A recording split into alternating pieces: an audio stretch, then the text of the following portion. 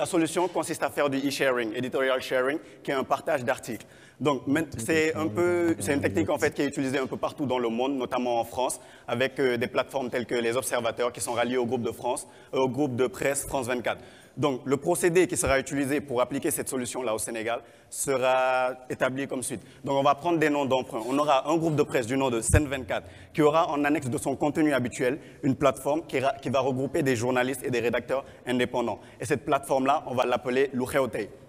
Donc, ces journalistes et ces rédacteurs indépendants qui seront sur cette plateforme seront chargés de l'alimenter en contenu informatif. Ce qui fait la valeur ajoutée en fait de ce procédé par rapport à ce qui se fait dans le monde médiatique sénégalais en ce moment, c'est que ces deux structures-là, c'est-à-dire ces deux entités, Sen 24 et Lucheotei, auront des lignes éditoriales différentes.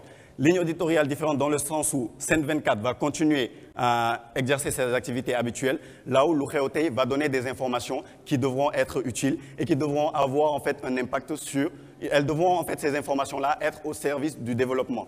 Donc cette stratégie de séparation de lignes éditoriales nous assure également une absence d'influence, c'est-à-dire le groupe Sen 24 ne pourra en aucun cas influencer le contenu ou les rédacteurs de la plateforme Lucheotei. Parce que Sen 24 va gérer le côté commercial, certes, mais toutes les informations qui vont venir du côté de Lucheotei il n'y aura pas d'intermédiaire en fait pour permettre que ces informations-là soient changées ou modifiées.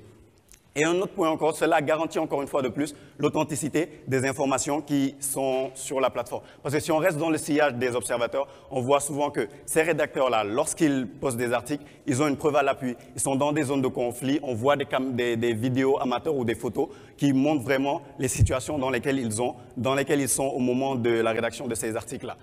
Pour être en adéquation avec notre problématique, et rappelons-le, comment assurer la rentabilité des médias alternatifs et indépendants au service du développement, on doit forcément parler de l'aspect rentable. Donc la rentabilité se fera comme suit.